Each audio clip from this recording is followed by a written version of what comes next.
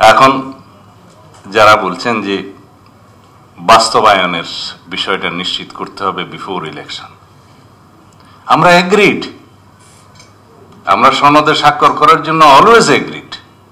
যে বিষয়গুলো সনদে অন্তর্ভুক্ত করা হয়েছে সেই সবগুলো বিষয় সম্পর্কে আমাদের যা যা অবজারভেশন ছিল, আজকেও যেটা পেয়েছি হাতে, এটা আমি বদি ভাইকে দেখিয়েছি, রিয়াজ ভাইকে দেখিয়েছি, যে নতুন করে আবার এগুলো ইনক্লুড করলেন কেন? গত 20শে আগস্টে যেটা আপনারা পাঠিয়েছেন, আমরা কারেকশন করে পাঠিয়েছি, তার বাইরে আবার নতুন করে এটা কেন ইনক্লুড করলেন? তো বারবার আপনারা নিউ ফন্টগুলো যদি করেন, নিউ ইস্যুসগুলো করেন, বারবার কতবার আমরা কারেকশন করব? একবার এগ্রিড হয়েছে সেটার মধ্যে থাকেন, যেগুলো ডিসকাসড হয়েছে সেগুলোর মধ্যে থাকেন, যেগুলো ডিসকাসড হয়নি সেটা নিয়ে আবার আপনারা আলোচনার সুযোগ রাখছেন কেন? এটা না রেখে, এটা আমি ওনাদের লিমিটেশনের কথা বলছি আর কি, একটা ওনাকে দেখিয়েছি জুডিশিয়ারির ক্ষেত্রে, যেটা আর্টিকেল 94 to 117 পুরোটাই প্রেসিডেন্টের এখতিয়ারে দিয়ে দিয়েছে, which was not discussed even. 20শে আগস্ট যেটা আমরা ফাইনাল করে দিলাম সমস্ত পলিটিক্যাল পার্টির পক্ষ থেকে, যার যার মতামত, ওখানেও ছিল না। আমি এটা অপ্রাসঙ্গিক হলেও একটু টেনে আনছি।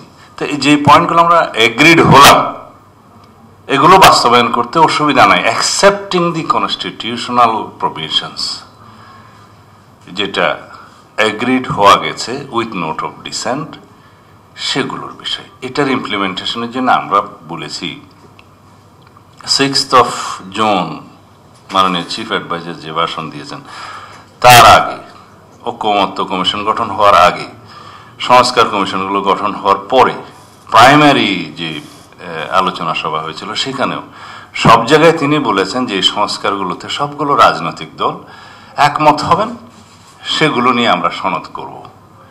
এবং শেষ পর্যন্ত তিনি বক্তৃতায় বলেছেন 6th of June যে এটা একটা জাতীয় প্রতিশ্রুতি, এটা বাস্তবায়ন আমরা শুরু করব, যেগুলো আশু বাস্তবায়নযোগ্য বলে চিহ্নিত হয়েছে, আর যেগুলো আশু বাস্তবায়নযোগ্য নয় কিন্তু বাস্তবায়ন শুরু করা যাবে সেটা আমরা শুরু করব। যদি কোনো কিছু অসম্পন্ন থাকে পরবর্তী সরকার সেটা সম্পন্ন করবে। এবং এই জাতীয় প্রতিশ্রুতি বাস্তবায়নের জন্য সব রাজনৈতিক দলগুলো অঙ্গীকার আবদ্ধ থাকবে। এটা আমি ওনার স্পিচের ডাইরেক্ট স্পিচ কোট করলাম।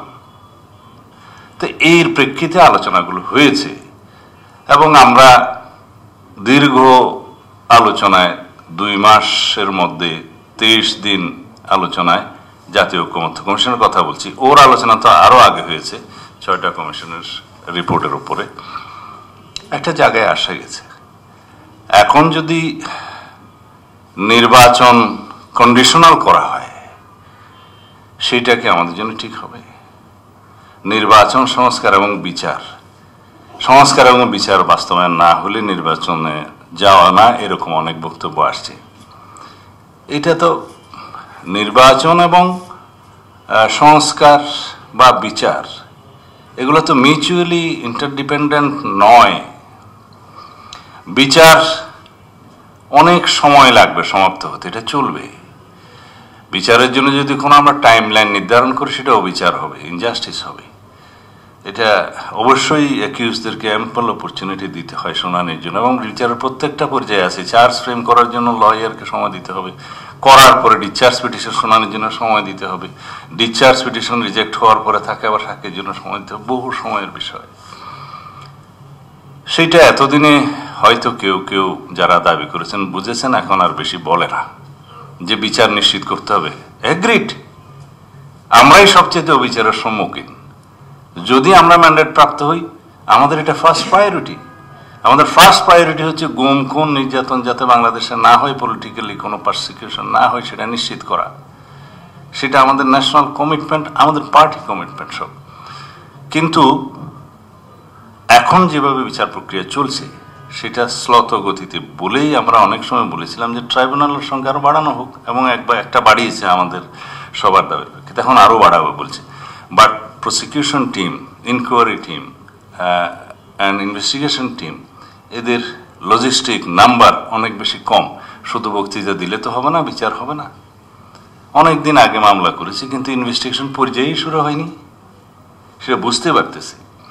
যাই হোক, এগুলো নিয়ে বেশি ইয়েতে যাব না। এটা these are not interdependent issues, যে বিচার, সংস্কার এবং নির্বাচন।